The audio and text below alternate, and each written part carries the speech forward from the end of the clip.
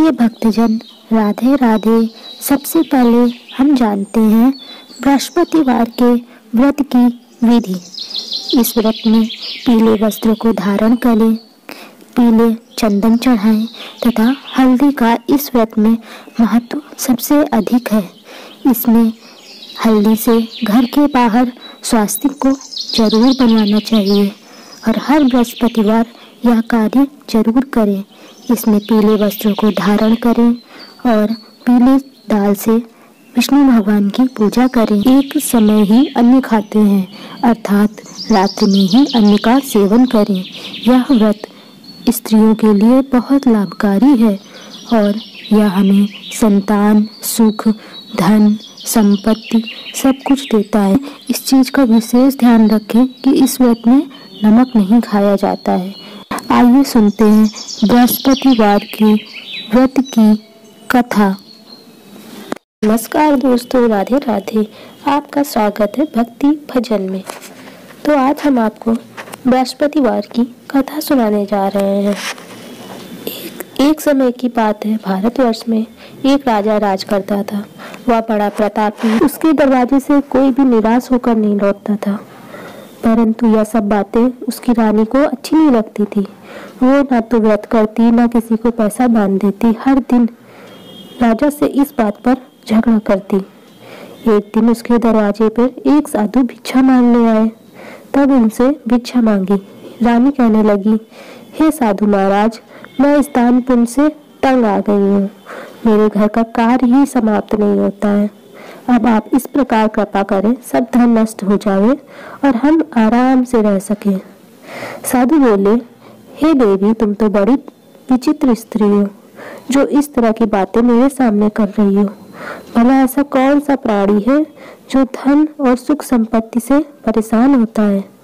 अगर तुम्हारी ऐसी इच्छा है तो मैं तुम्हें उपाय बताता हूँ, तुम वैसा ही करना। बृहस्पतिवार के दिन घर को गोबर से लीपना, अपने केसों को धोना, राजा से बोलना वो दाढ़ी और बाल कटवाए और इसी तरह से घर की साफ सफाई, पोछा, झाड़ू ये सब करना।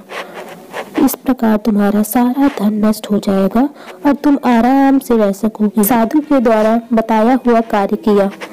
3 बृहस्पतिवार बीते थे कि उनका सारा धन नष्ट हो गया। राजा और रानी भोजन के लिए तरसने लगे। संसारिक भोगों के अभाव में दुखी रहने लगे। एक दिन राजा ने अपनी रानी से कहा, हे रानी, तुम यहाँ पर रहो, मैं दूसरे देश जाऊंगा, वहाँ पर धन की व्यवस्था करूंगा। रानी बोली, क्यों महाराज? राजा बोला, हे रानी, देश की भीख परदेश की चोरी के बराबर होती है। ऐसा कहकर राजा परदेश चला गया और परदेश में दुखी रहने लगा और वह लकड़ी बेचने का काम करने लगा। इधर राजा की रानी और दासी भूखे प्यासे अपना जीवन व्यतीत करने लगी। 7 दिन हो गए, दासी और रानी को भोजन नहीं मिला। तो रानी ने अपनी दासी से कहा, हे दासी, यहाँ पास में ही मेरी बहन है, वह बड़ी धनी स्त्री है, उसके पास जाओ और 5 बड़े अनाज के बोरे ले आओ। दासी बोली, ठीक है रानी, जैसा तुम कहो, और उसकी बहन के घर चली गई। की बहन बृहस्पति देव की पूजा कर रही थी और कथा सुन रही थी। दासी गई। दासी ने अनेक बार रानी की बहन को आवाज लगाई, लेकिन रानी की बहन ने कोई भी उत्तर नहीं दिया। दासी को इस बात का बहुत बुरा लगा और गुस्सा भी आया।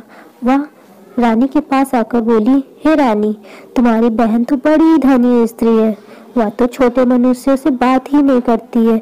मैंने उनसे अपना संदेश कहा, लेकिन उन्होंने कोई भी उत्तर नहीं दिया, तो मैं वापस चली आई। रानी बोली, हे दासी, इसमें उनका कोई दोष नहीं है। जब हमारे बुरे दिन आते हैं तो कोई सहारा नहीं देता है। अच्छे बुरे का पता आपत्ति काल में ही लगता है। जो ईश्वर की कृपा होगी, जो ईश्वर की इच्छा होगी, अब वही होगा। इधर रानी की बहन ने देखा, मेरी बहन की दासी आई थी, पर मैं उससे कुछ बोल नहीं पाई, इसलिए बड़ी दुखी हुई और विष्णु भगवान का, बृहस्पति देव का प्रसाद लेकर अपनी बहन के घर जाती है और बोलती है, हे बहन, तुम्हारी दासी आई थी, परंतु मैं उस समय बृहस्पति देव की कथा सुन रही थी।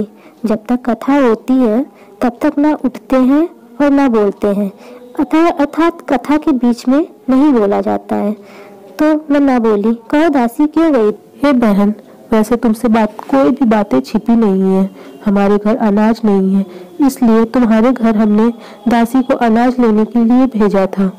रानी बोली, ठीक है बहन, बृहस्पति देव सबकी इच्छा जरूर पूरी करते हैं। देखो शायद तुम्हारे घर में अनाज रखा हो।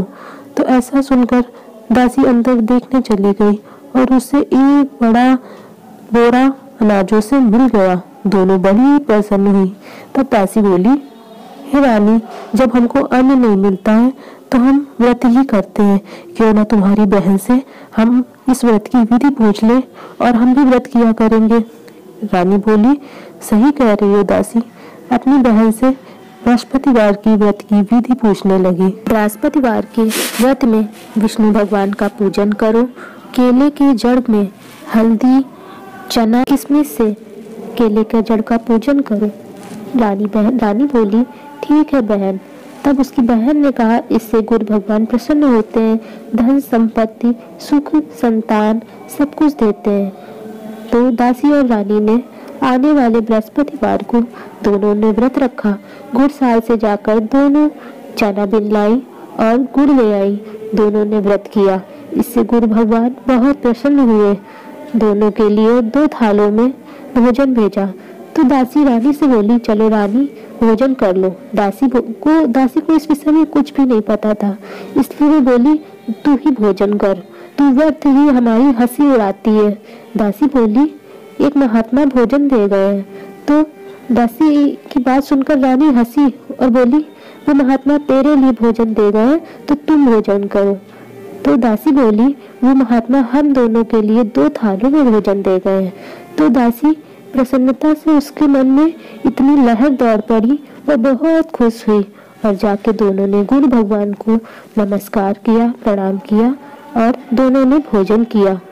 इसी प्रकार दोनों मन लगाकर बृहस्पति देव का व्रत करने लगी। इससे गुरु भगवान बहुत प्रसन्न हुए। फिर इसी बीच रानी ने पहले की तरह आलस्य करना प्रारंभ कर दिया।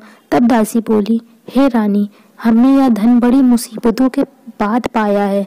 तुम पहले धन रखने में तुम्हें आलस्य होता था, इसी कारण यह सब धन हमसे नष्ट हो गया था। अब हमें धन मिला है तो हमें इसे अच्छे कामों में खर्च करना चाहिए। प्याऊ लगवाओ, ब्राह्मणों को भोजन करवाओ, कुंवारी कन्याओं का हमें विवाह करवाना चाहिए, धर्मशाला, मंदिर, पाठशाला बनवाना चाहिए, जिससे लोगों का कल्याण। हमारे भी कर्म अच्छे होंगे तो हमें स्वर्ग की प्राप्ति होगी। हमें अच्छे काम करने चाहिए, हमें धन को शुभ कामों में खर्च करना चाहिए, कुंवारी कन्याओं का हमें विवाह करवाना चाहिए। तो रानी दासी की बातों को सुनकर बोली, हाँ दासी, तुम सही कह रही हो। पहले मुझे धन रखने में आलस्य होता था, जिस कारण यह धन हमसे नष्ट हो गया था। अब हमें धन मिला है तो हमें उन्हें अच्छे कामों में लगाना चाहिए। तुम सही कह रही हो। एक दिन दासी और रानी पुरानी बातों को याद कर रोने लगी और विचार करने लगी, न जाने राजा किस प्रकार होंगे। उनकी कोई खबर नहीं मिली और राजा को याद कर रानी रो रही थी। तभी उसी दिन राजा के स्वप्न में बृहस्पति देव आए और कहा, हे राजा, उठ, अपनी सोच को त्याग दे, तेरी रानी तुझको याद कर रही है। प्रातः काल जब राजा जगा, वह सोचने लगा, स्त्री तो खाने, पहनने और साथ निभाने की संगिनी होती है। परंतु इन सब बातों को याद कर राजा बहुत रोया और विचार करने लगा, न जाने मेरी स्त्री इस प्रकार कैसी होगी, अपने स्थान पे सुखी होगी या दुखी होगी, मुझे कुछ भी मालूम नहीं है। और राजा अपने काम पर चला गया। वहाँ जंगल गया, जंगल में लकड़ियाँ काटता जा रहा था और रोता जा रहा था। तभी वहाँ से एक महात्मा निकले। वह राजा के कार्य को देखकर बोले, हे राजन, तुम किस चिंता में रो रहे हो? क्या बात है, मुझसे बताओ। तब राजा ने सारी बातें महात्मा को बता दी। महात्मा बोले, हे बच्चे, बृहस्पति देव तुम्हारी सभी कामनाएं पूरी करेंगे। तुम्हारी इस समय में बृहस्पति देव का अपराध किया था, जिस कारण यह तुम्हें दुख भोगना पड़ रहा है। अब तुम किसी बात की चिंता मत करो। बृहस्पति देव का पूजन प्रारंभ कर दो। उठते ही वह भोजन खाती। देखना तुम्हारे सुख के दिन बहुत जल्दी आ जाएंगे। राजा बोला, हे महात्मा जी, बहुत कुछ मुझे इतने पैसे नहीं मिलते हैं जिससे मैं व्रत की विधि संपन्न कर सकूं। मैं कैसे व्रत करूं और मैं कौन सी कहानी कहूं, मुझे कुछ मालूम नहीं है। महात्मा बोले, तुम किसी बात की चिंता मत करो, कल तुम्हें रोज से दुगना धन प्राप्त होगा, जिससे तुम बृहस्पति देव की कहानी भी कह लोगे और व्रत की सभी सामग्री भी आ जाएंगी। और बृहस्पति देव की कहानी इस प्रकार है, मैं तुम्हें सुनाता हूँ, उसे तुम ध्यान से सुनो। आया और उस ब्राह्मण का यह परिवार खुशियों से झूम उठा। वह ब्राह्मण की कन्या सर्वप्रथम सुबह उठते ही अपना स्नान ध्यान करती और विष्णु भगवान की मन लगाकर पूजा करती। उसकी विष्णु भगवान में परम आस्था थी। वह सर्वप्रथम पूजा करती और मंदिर में जाती। हर दिन विष्णु भगवान की आराधना में लीन रहती और उसके बाद में वह अन्य कोई काम करती और अपने पाठशाला जाती। इसी प्रकार वह कन्या अपनी दिनचर्या का पालन करती थी। वह कन्या विष्णु भगवान की पूजा तथा बृहस्पति देव का व्रत भी किया करती थी। इससे ब्राह्मण देवता बड़े प्रसन्न रहते थे। जब अपने स्कूल जाती तो रास्ते में जौ को डालते हुए जाती थी और जब वह स्कूल से अपने वापस आती तो वही जौ सोने के हो जाते थे और वो उन जौ को बिनते हुए घर ले आती थी। इसी प्रकार वह कन्या हर बृहस्पतिवार करती थी।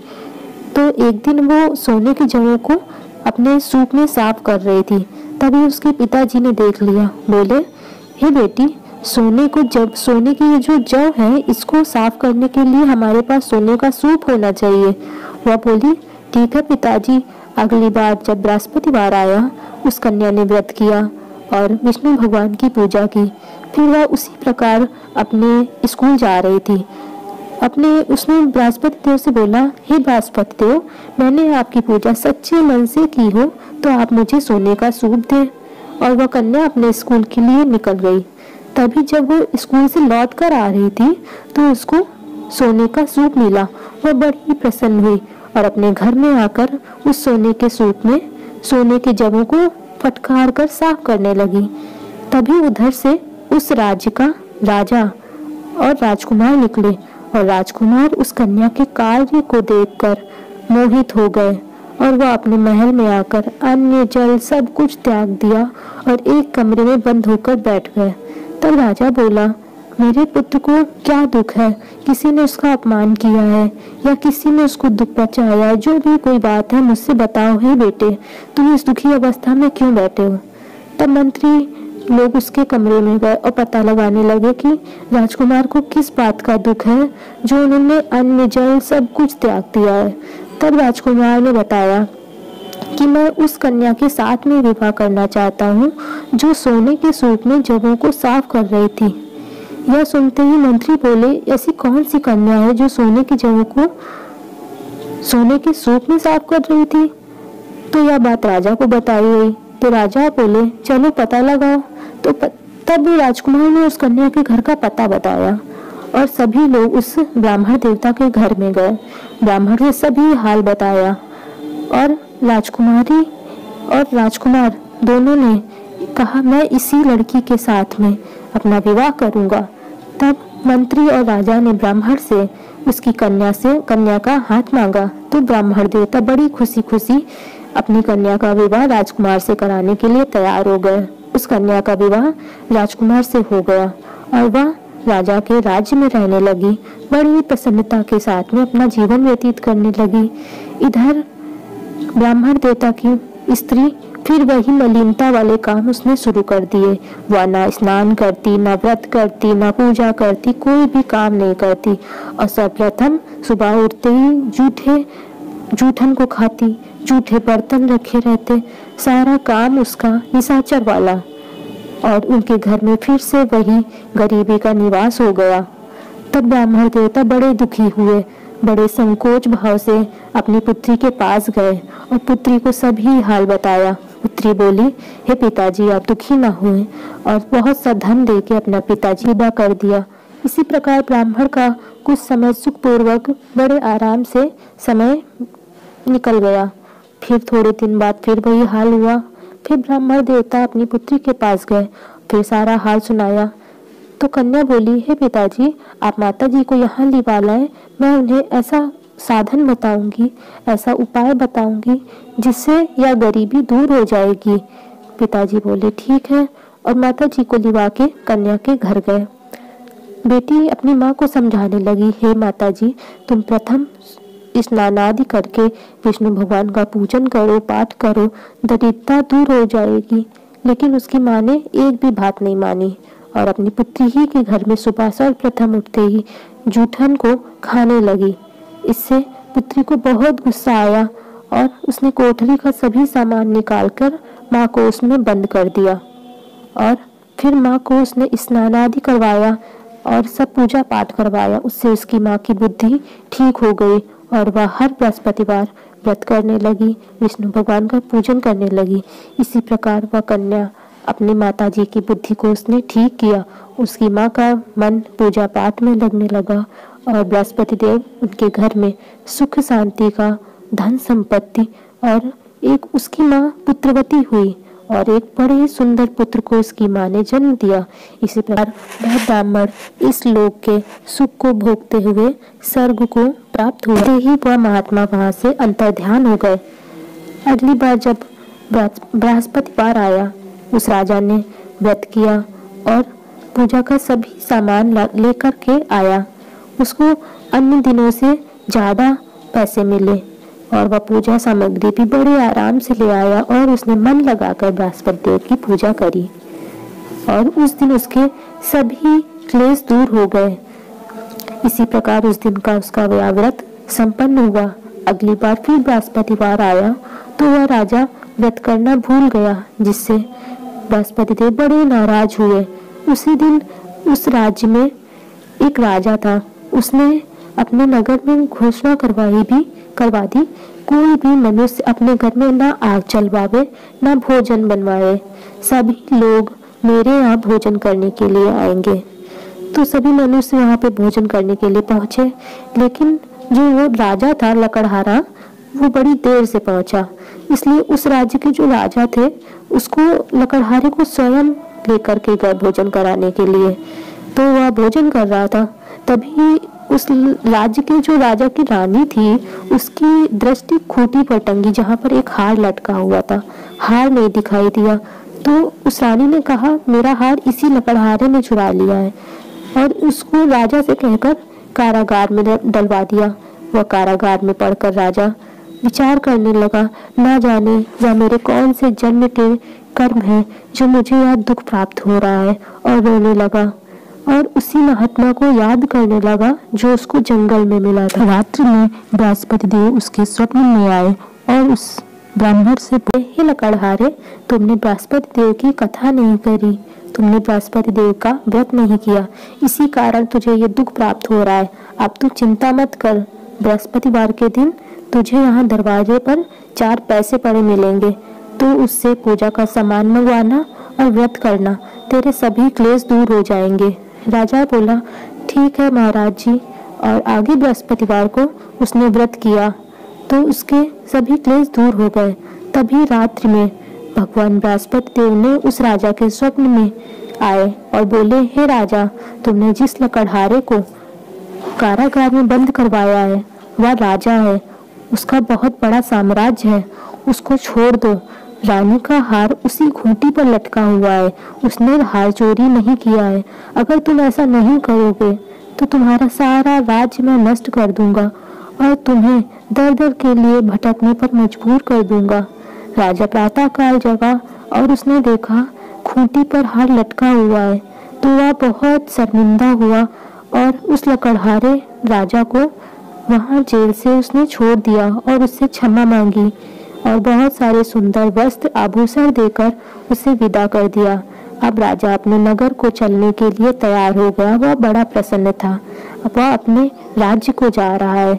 तभी जब वो वहां अपने नगर के निकट पहुंचा तो उसने देखा यहाँ पर तो बहुत बड़े बड़े महल बने हुए हैं, धर्मशाला बने हुए हैं और कुएं, तालाब, बागवानी, यह सब देखकर राजा आश्चर्य में पड़ गया और लोगों से पूछने लगा, यह किसका है? तभी लोग बोले, यह रानी और दासी का है। तो राजा को आश्चर्य भी आया और गुस्सा भी आया। तभी यह बात रानी को पता चली कि राजा आ रहे हैं। तो उसने दासी से बोला, हे दासी, जाओ, तुम पहले राजा आ रहा है उनके पास जाओ, या हमारी ऐसी हालत देखकर राजा कहीं गुस्सा ना हो जाए। तो जैसे ही राजा के पास रानी पहुंची और राजा ने अपनी तलवार निकाली, बोला, यह बताओ तुम्हें यह सब धन कैसे प्राप्त हुआ है। तब रानी कहने लगी, यह सब धन हमें बृहस्पति देव के व्रत के प्रभाव से प्राप्त हुआ है। राजा बोले, 6 दिन बाद तो सभी बृहस्पति देव का व्रत करते हैं। मैं हर दिन बृहस्पति देव का व्रत करूंगा और हर दिन में 3 बार कहानी कहूंगा। और वह प्रसन्नता से अपनी रानी के साथ में अपने महल में रहने लगे। राजा और रानी दोनों सुख को भोगने लगे। एक दिन राजा ने विचार किया, चलो अपनी बहन क्या हुआ है। तो रानी बोली, अच्छा चलो ठीक है। राजा अपने घोड़े पर सवार होकर अपनी बहन के यहाँ जाने के लिए तैयार हो गया।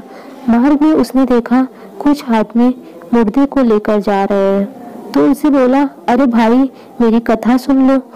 तो कुछ आदमी बोले, अरे हमारा आदमी मर गया है और इसको कथा की पड़ी हुई है। परंतु कुछ आदमी बोले, अच्छा चलो हम तुम्हारी कथा सुन लेंगे, सुनाओ। तब राजा ने कथा सुनाना प्रारंभ किया। जब कथा आधी हुई तो मुर्दा हिलने लगा और जैसे ही कथा समाप्त हुई, मुर्दा राम राम कहकर खड़ा हो गया। आगे मार्ग पर देखा, एक किसान जो है खेत में हल जोत रहा था। तो उसने बोला, अरे भाई, मेरी कथा सुन लो। तो किसान बोला, जब तक मैं तेरी कथा सुनूं तब तक 4 हर्रैया जोत लूंगा। जा, तू अपनी कथा किसी और को सुना। राजा के वहां से हटते ही किसान के पेट में जोर से दर्द होने लगा और उसके बैल वहीं पर गिर गए। तभी उस किसान की लेकर आई और सभी बेटे से सभी हाल पूछा। बेटे ने सभी हाल कह दिया। बुढ़िया दौड़ी दौड़ी घुड़सवार के पास गई और बोली, मैं तेरी कथा सुनूंगी, तू अपनी कथा मेरे खेत में चल कर कहो। राजा ने जाकर उसके खेत में कथा कही, जिसको सुनते ही किसान के पेट का दर्द ठीक हो गया और बैल खड़े हो गए। राजा अपने घोड़े पर सवार होकर वहां से निकल गया। फिर राजा अपनी बहन के घर पहुंचा। बहन ने भाई की खूब मेहमानी करी। राजा बड़ा प्रसन्न था। दूसरे दिन प्रातःकाल जब राजा जगा, उसने देखा सभी लोग भोजन कर रहे हैं। राजा ने अपनी बहन से कहा, ऐसा कोई मनुष्य हो जिसने भोजन ना किया हो, मेरी बृहस्पति देव की कथा सुन ले। बहन बोली, हे भैया, ये ऐसा देश है जहाँ पर लोग पहले भोजन करते हैं, बाद में कोई अन्य काम करते हैं। राजा बोला, अच्छा तो चलो कोई और ऐसा हो जिसने भोजन ना किया हो, मेरी कथा सुन ले। तो बहन बोली, अच्छा चलो ठीक है, मैं आस पड़ोस में देखा हूँ। ऐसे बहन उसकी पता लगाने गई। कोई ऐसा मनुष्य मिला नहीं जिसने पहले भोजन ना किया हो। पता लगाते लगाते उसकी बहन एक कुम्हार के घर गई। मालूम हुआ उस कुम्हार का बेटा बीमार था और उसके घर में किसी ने भोजन नहीं किया है 3 दिन से। तो राजा से बोला कुम्हार को कथा सुनाने के लिए। तो राजा तैयार हो गया और कथा कहने की प्रारंभ कर दी। जैसे ही कथा समाप्त हुई, किसान का बेटा ठीक हो गया और उसके घर में बड़ी खुशी मनाई गई। अब तो राजा की प्रशंसा होने लगी। तो राजा फिर बहन के घर गया और बहन से बोला, बहन अब हम अपने घर को जाएंगे, तुम भी तैयार हो जाओ। बहन बोली, ठीक है भैया, और जाकर अपनी सास से पूछने लगी। तो सास बोली, हाँ चली जाओ, लेकिन कोई बच्चों को मत ले जाना, तेरे भाई की कोई औलाद नहीं है। तो राजा की बहन बोली, भैया मैं तो चलूंगी पर कोई बालक नहीं जाएंगे। तो राजा बोला, जब कोई बालक ही नहीं चलेंगे तब तुम चलकर क्या करोगी। और राजा बड़े दुखी मन से अपने राज्य को लौट आया और बिना कुछ रात में भोजन नहीं किया। रानी बोली, राजा क्या बात है। तब राजा बोला कि हे रानी, हमारी कोई औलाद नहीं है, हम निर्वंशी हैं, हमारा मुख देखने को किसी का धर्म नहीं है। रानी बोली, बृहस्पति देव ने हमें सब कुछ दिया है, पुत्र भी अवश्य देंगे।